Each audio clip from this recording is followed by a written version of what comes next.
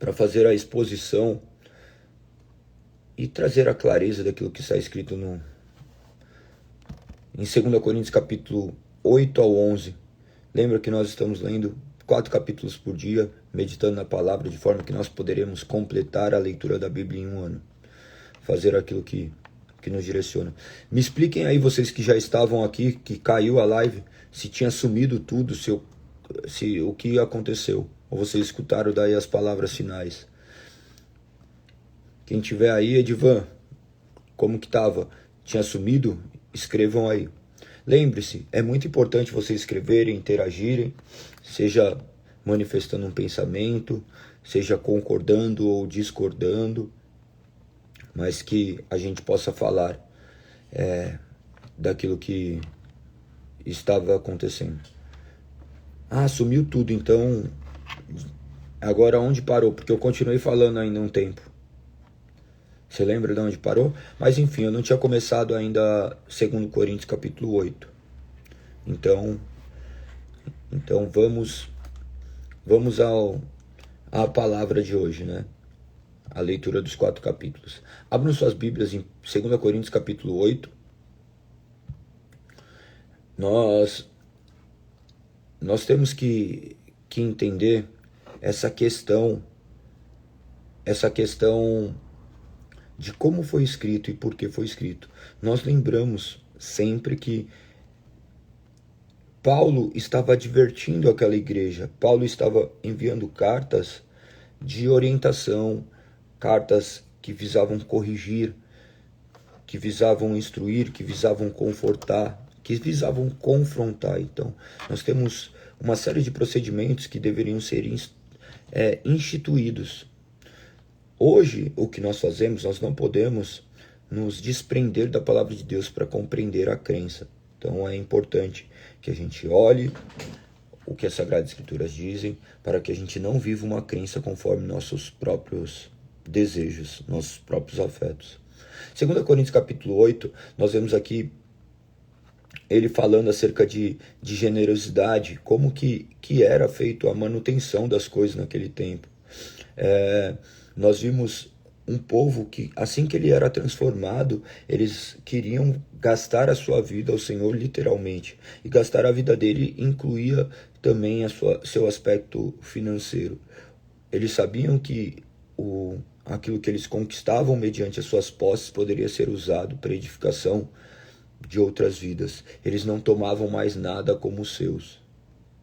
Não que eles vivessem vida completamente aleatórias, mas eles se agradavam em contribuir para que o reino se expandisse. E eles faziam isso simplesmente de boa vontade. Eles faziam de maneira proporcional àquilo que possuíam. Eles não estavam mais presos a si mesmos. Eu costumo falar que o bolso é o último lugar para se converter. Nós implantamos uma igreja, já faz 1 ano e meio. O problema financeiro é absurdo. Eu fico imaginando como as igrejas se mantêm, porque nós contamos com a ajuda de poucos. Nós não somos remunerados, nós não remuneramos ninguém lá. Muito pelo contrário, nós também somos ofertantes, nós também despendemos dos nossos recursos para a manutenção da obra.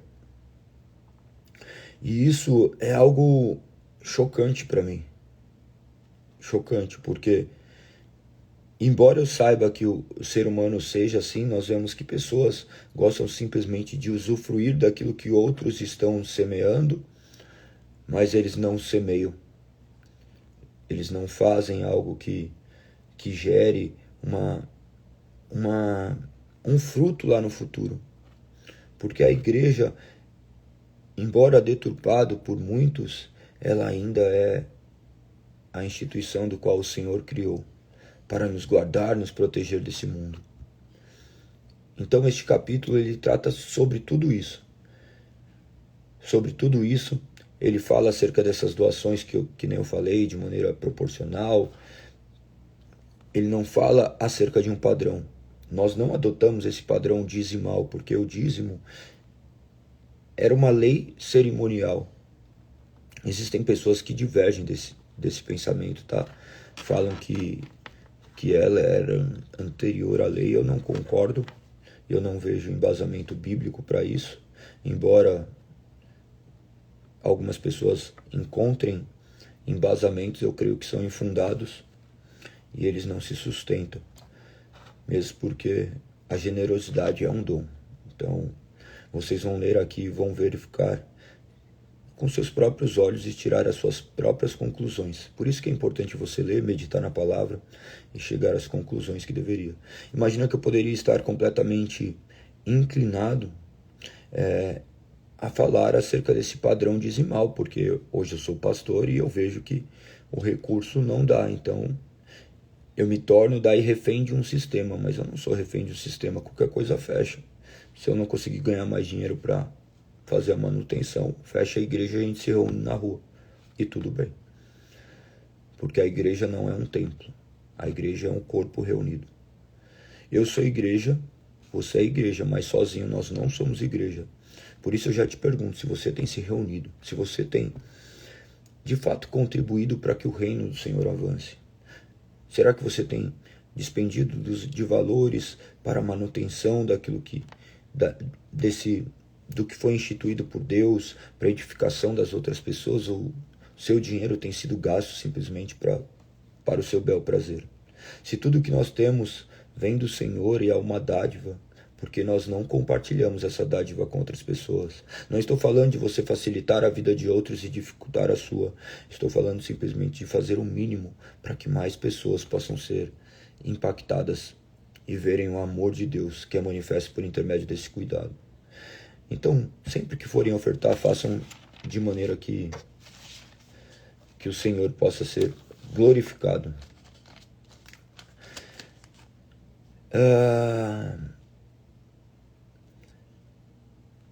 Observem que essas coletas eram feitas periodicamente e muitas vezes de maneira espontânea. Ele não precisava nem pedir, as pessoas entendiam aquilo que deveria ser feito e saíam enviando para outros povos. Então, pensem a respeito disso. Pensem a respeito disso, daí é de extrema importância. Aqui agora, a partir do capítulo 9, ele continua também seguindo essa mesma linha de raciocínio. Pensem que esses capítulos não existiram, tá? Quando a Bíblia foi formada, ela não estava escrita em capítulos e versículos. Isso daí ocorreu no século XIII, mais ou menos, a divisão em capítulos, e depois, no século XVI, pós-reforma protestante, aproximadamente 1551, eles estabeleceram capítulos e versículos. Os capítulos e versículos visavam essa facilidade que nós temos. Alguém perguntou, aqueles que andam na ignorância, não entendi.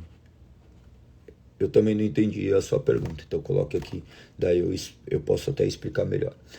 O capítulo 9, então, ele é uma continuação. Ele continua da mesma forma, direcionando essa questão. Olha o que diz a partir do verso 6. Lembre-se de quem lança apenas algumas sementes, obtém uma colheita pequena, mas quem semeia com fartura, obtém uma colheita farta. Cada um deve decidir em seu coração o quanto dar. Não contribua com relutância ou por obrigação. Imagina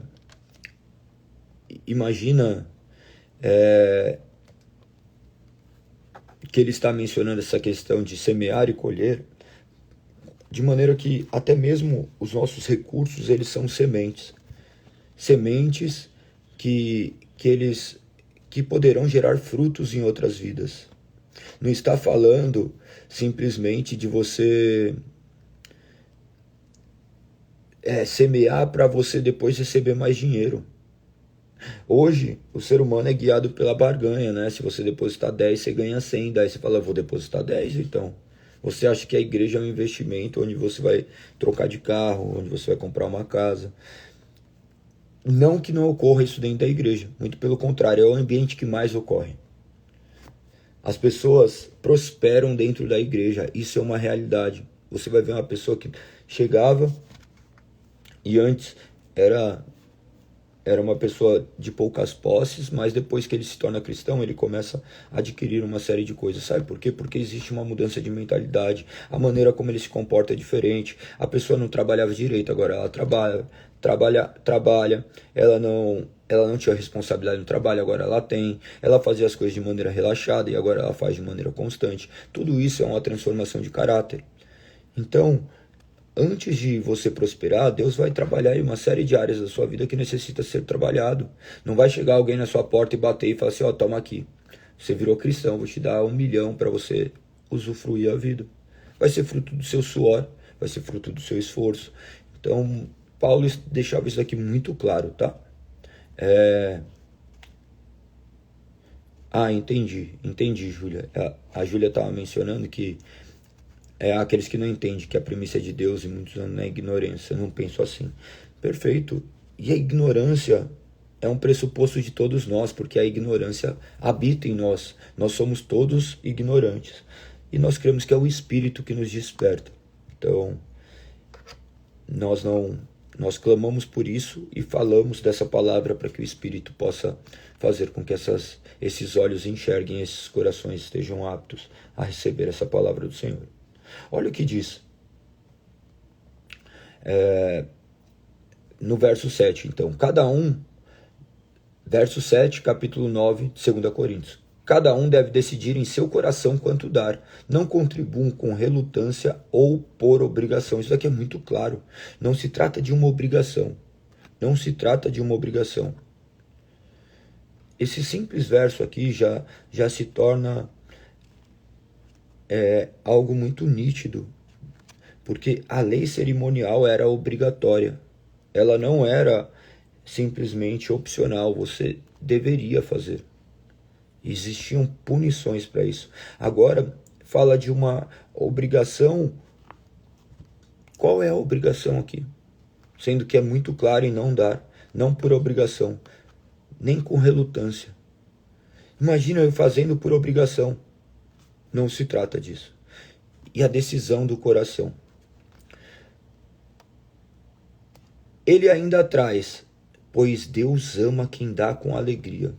Quando eu faço com relutância, automaticamente eu não estou fazendo com alegria.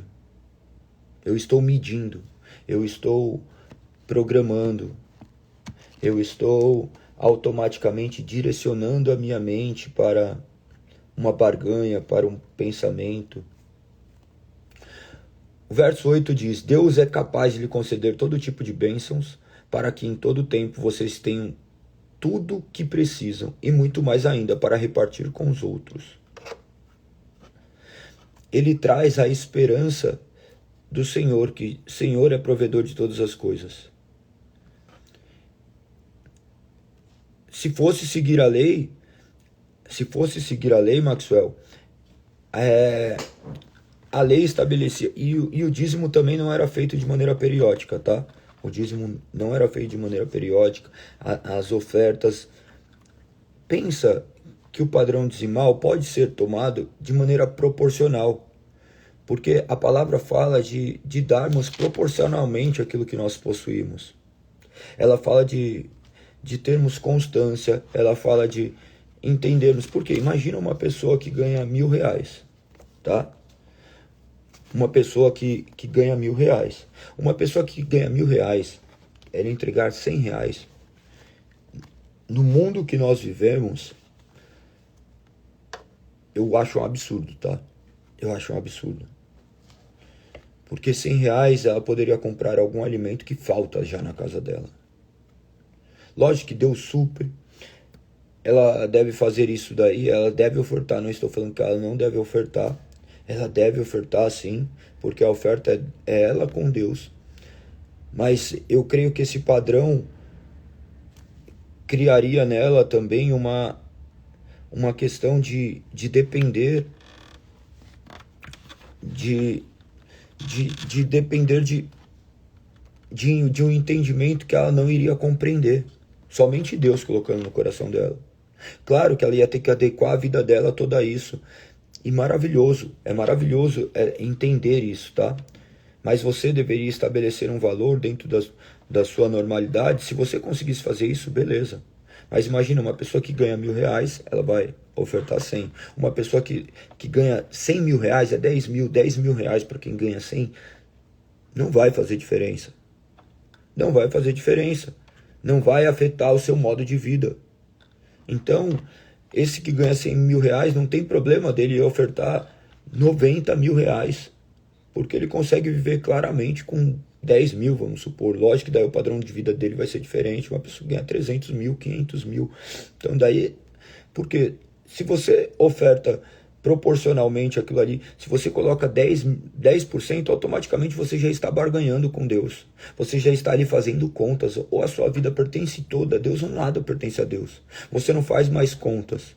Então eu não vejo dificuldade dessa pessoa que ganha também R$ 1.000, ela chegar e falar assim, ó, eu quero ofertar R$ 300 e eu vou me virar com 700, porque eu entendo que a obra precisa disso.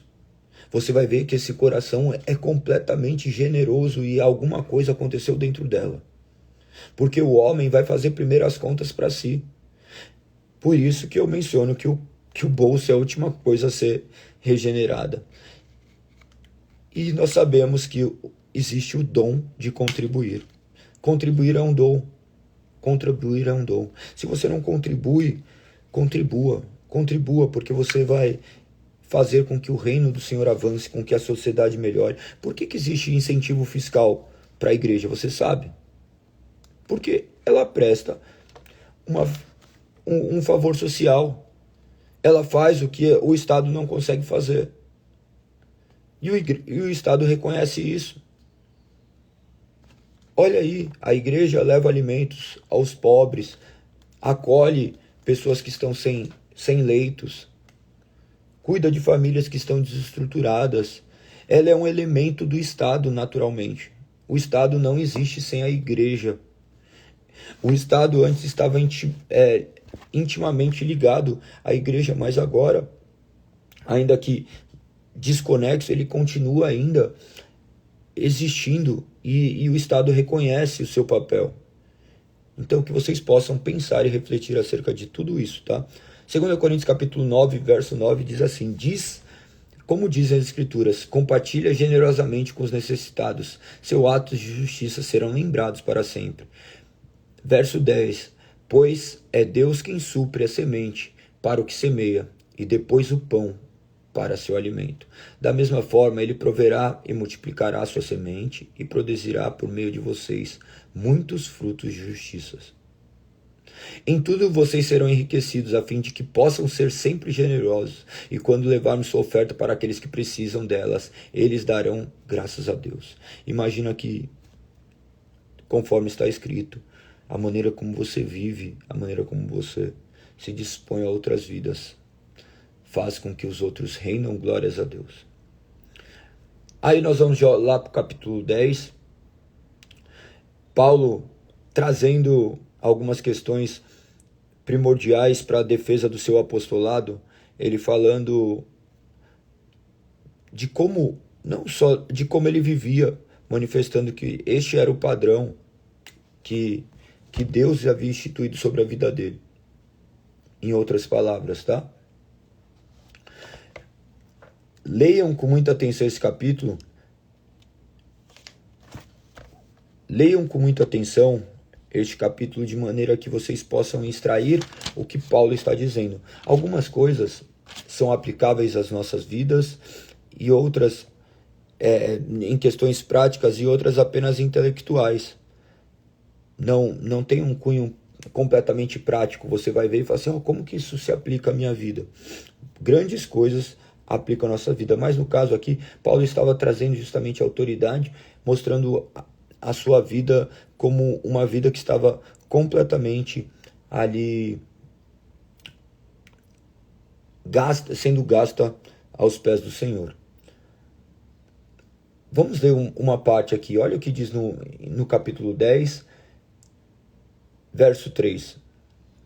Embora sejamos humanos, não lutamos conforme os padrões humanos. Usamos as armas poderosas de Deus e não as armas do mundo para derrubar as fortalezas do raciocínio humano e acabar com os falsos argumentos. Destruímos todas as opiniões arrogantes que impedem as pessoas de conhecer a Deus. Levamos cativo todo pensamento rebelde e o ensinamos a obedecer a Cristo. E depois que vocês se tornarem inteiramente obedientes, estaremos prontos para punir todos que insistirem em desobedecer. Olha aqui. A Júlia fez alguma coisa que eu acho disso? Eu não entendi. Eu não entendi, então escreve porque eu devo ter perdido, tá? Olha que interessante. Depois que vocês se tornarem inteiramente obedientes, estaremos prontos. Ele não cobrava as pessoas com rigorosidade, mediante ainda eles não tinham conhecimento. À medida que as pessoas adquiriram conhecimento, ele começou a ser mais rígido. Então, à medida que você começar a ganhar conhecimento, não é admissível que você continue a viver uma vida como se fosse um ímpio. Então, por isso que muitas vezes nós falamos, não faça mais isso, você já tem muito tempo de cristianismo, você já vive a fé de muito tempo. Vocês que estão aqui, coloquem aí quanto tempo você tem de conversão, quanto tempo Cristo o encontrou. Eu gostaria que todos colocassem, tá? Você que está aí, não seja passivo, tá? Nós estamos aqui conversando sobre Deus. É um diálogo, ainda que um monólogo, você pode escrever, você pode falar. Nós temos que conversar sobre Deus, porque a oração é uma conversa, a pregação é uma conversa. Nós não somos meros seres passivos. Deus nos deu intelecto, racionalidade, para que a gente possa dialogar. Então, é tudo parte de uma interação. No culto, Deus fala por intermédio da palavra e nós respondemos. Nós respondemos, ainda que em silêncio, você não fica lá... isso daqui. Não, no máximo você às vezes fala um amém, você entende. Então, é importante haver esse diálogo aqui entre nós, e quanto mais diálogo, tenha certeza que mais essas coisas vão penetrar no seu coração, tá? Continuemos. Verso 7. Vocês se preocupam apenas com o que é aparente. Aqueles que afirmam pertencer a Cristo devem reconhecer que pertence a Cristo tanto quanto eles. Pode parecer que estou me orgulhando além do que deveria na autoridade que o Senhor nos deu, mas nossa autoridade visa edificar a vida de vocês e não destruí-los. Portanto, não me envergonharei de usá-la. O que Paulo fazia? Paulo estava trazendo a maneira como ele vivia, mostrando que a vida que ele vive glorificava a Deus, que as outras pessoas também deveriam fazer dessa forma. Eu vou fazer só um parênteses para responder a Júlia. A Júlia entrou numa questão que muitas pessoas devem ter dúvida. Nós abordamos já sobre a questão de ofertas. Ela falou assim, se uma pessoa pegar esse valor e não dê para a igreja, comprar cestas básicas e dê para os que precisam, ela não estará infringindo um mandamento de forma alguma, desde que você não deixe de dar suporte para a sua igreja, para a igreja que você congrega. Por quê? Pensa que você se reúne na igreja e vocês têm uma obrigação. A obrigação não é do pastor tirar do seu próprio sustento, principalmente aqueles que trabalham com outras coisas. Não é também vocês ficarem sustentando simplesmente o sistema, mas que vocês façam com que a igreja também dê esse suporte. A igreja é esse intermédio. Dificilmente você possa fazer isso. Então, sabe o que você pode fazer? Se você acha interessante, minha sugestão, você gosta de fazer isso, então fala assim, chega para o seu pastor e fala assim, posso ajudar no ministério de assistência social? Vamos levar cesta básica para aqueles que precisam, para aqueles que necessitam? E você vai reunir mais pessoas ainda. Você vai levar quantas cestas básicas? 5, 10? Mas imagina você reunindo mais 10 pessoas. São 50 cestas básicas. Então, nós não fazemos sozinhos, nós somos um corpo. Um corpo que se move. Daí você chega, na hora que você vai falar com outra pessoa, essa outra pessoa se conecta com você, porque nós estamos debaixo de uma missão. E essa missão foi dada à igreja. como um corpo. Sozinho você não tem recurso. Imagina você indo ali numa comunidade entregar isso daí. Vai aí. Quero ver você ir lá no meio de uma quebradinha levar um alimento. Você vai chegar lá, você vai tomar um tiro na cara. Dependendo do lugar, você sabe que assim, você chega com o seu carro lá, você fica sem o carro. Em alguns lugares, não são todos, tá? Não são todos. Mas nós sabemos que assim, tem lugares que somente a igreja pode entrar. Porque eles sabem o que nós deveríamos fazer como igreja. Então, embora seja legítimo, talvez não seja a escolha mais inteligente a ser feita. E creio que você deva auxiliar os seus familiares e, acima disso tudo, compreender a natureza da igreja. Beleza? Espero que você tenha entendido. Olha aí, as pessoas estão colocando aqui o tempo de conversão. Muito bom. O Thiago Monteiro Freitas. Que legal, que legal. É isso. Muito importante vocês irem colocando, porque daí eu já sei a maneira como ir conduzindo isso, mas de forma que vocês possam compreender. Vamos para cima, que o reino do Senhor avance. Então, esse capítulo 10 então, é bem interessante também. Leiam com muita atenção a forma como Paulo se expressa.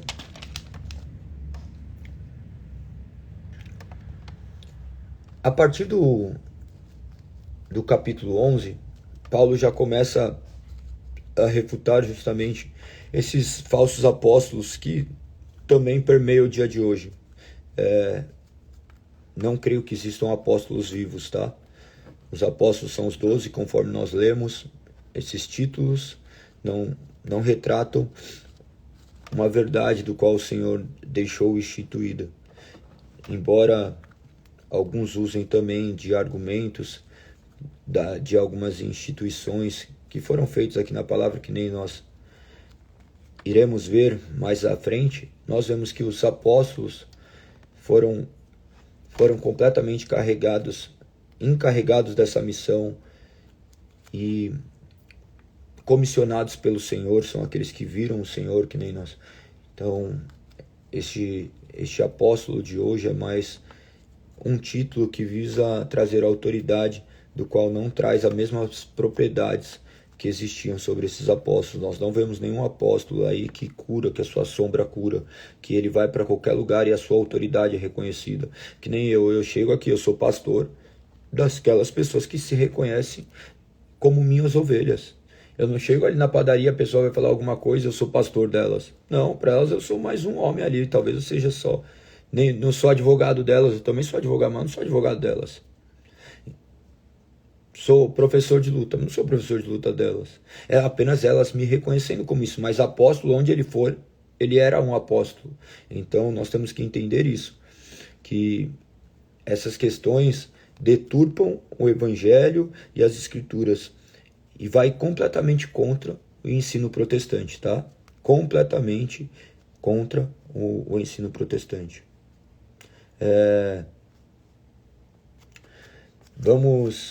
Vamos continuar. Olha o que diz aqui no capítulo 11. Ele trata de uma maneira bem engraçada. Olha o que ele diz. Espero que vocês suportem um pouco mais de minha insensatez. Por favor, continuem a ser pacientes comigo. Pois o cuidado que tenho com vocês vem do próprio Deus. Eu os prometi como noiva pura a um único marido, Cristo. Imagina que tudo que ele fazia, ele ressaltava que agora a vida dele estava sendo gasta em Cristo. No entanto, temo que sua devoção pura e completa a Cristo seja corrompida de algum modo, como Eva foi enganada pela astúcia da serpente. Vocês aceitam de boa vontade o que qualquer um lhes diz, mesmo que anunciem um Jesus diferente daqueles que lhe anunciamos, ou um espírito diferente daquele que vocês receberam, ou boas novas diferentes daquelas que vocês creram. Contudo, não me considerem nada inferior aos tais superapóstolos que ensinam essas coisas. Posso não ter a técnica de um grande orador, mas não me falta conhecimento. Deixamos isso bem claro a vocês de todas as formas possíveis. Será que fiz mal quando me humilhei e honrei anunciando-lhes as boas novas?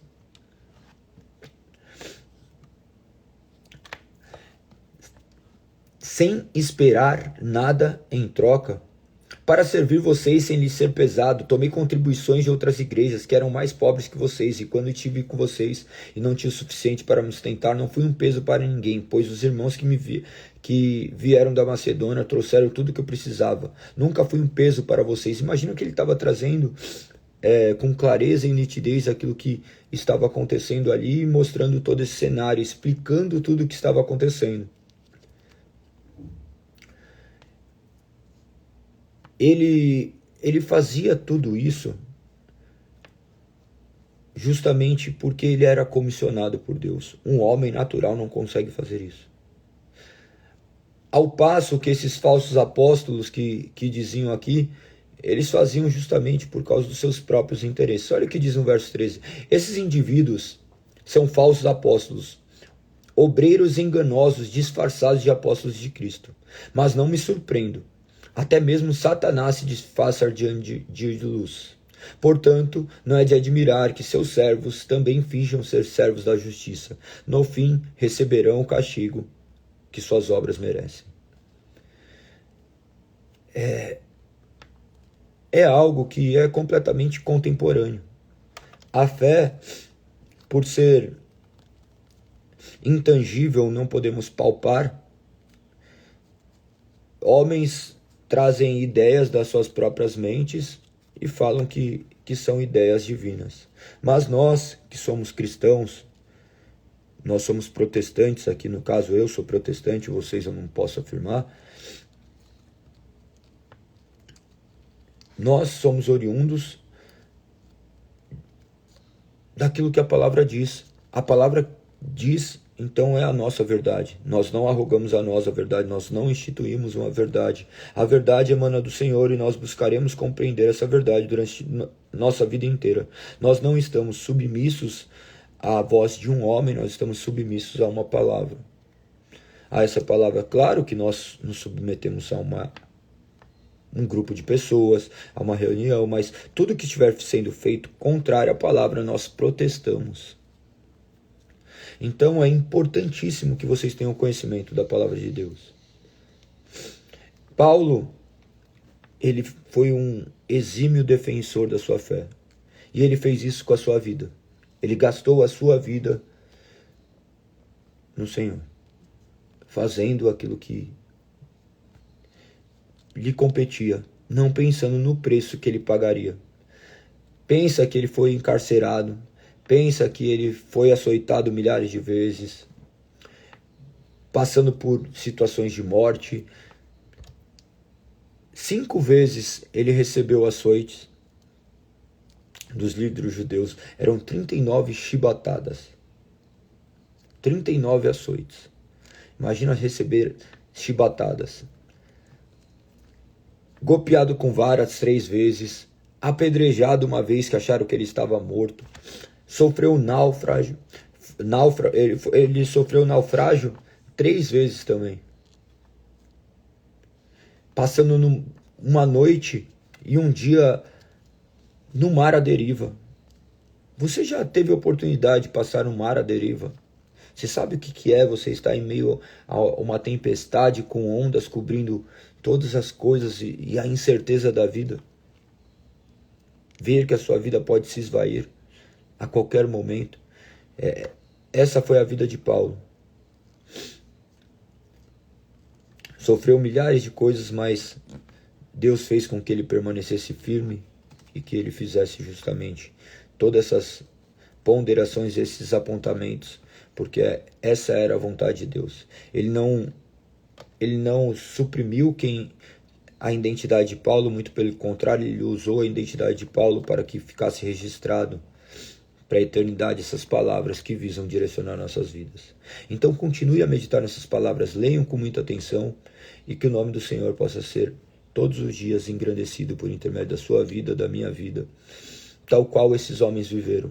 Que não arroguemos para nós títulos de forma que vise simplesmente trazer uma autoridade sobre pessoas leigas, porque nós também responderemos por tudo aquilo que nós fazemos.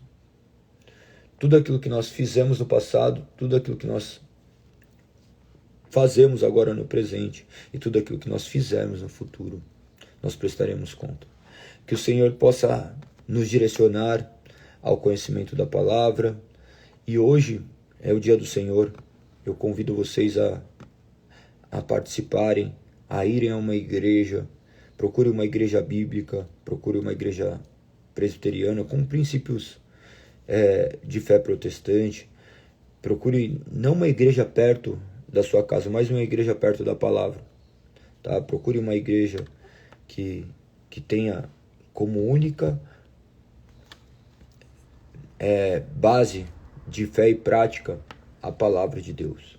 Onde a palavra de Deus é aquilo que move a igreja. Se vocês precisarem de recomendações, eu posso verificar, que vão estar, claro, alinhadas à nossa cosmovisão, à nossa visão de mundo, aquilo que nós queremos ser, os princípios da fé protestante, e nós queremos que emanam das Escrituras. Beleza? Amanhã estaremos aqui, mais uma semana, mais um dia. Se você não tiver a oportunidade, nós temos um canal no YouTube também que compartilhamos as ministrações. Você pode acessar ali, Igreja Cristã Protestante Confronto, vocês vão achar. Mas sejam leitores da palavra, estejam juntos do corpo de Cristo, é isso que eu recomendo a vocês. Obrigado por mais um dia, obrigado por mais uma oportunidade de estarmos aqui louvando e falando acerca do nome do Senhor. Que o Senhor seja louvado.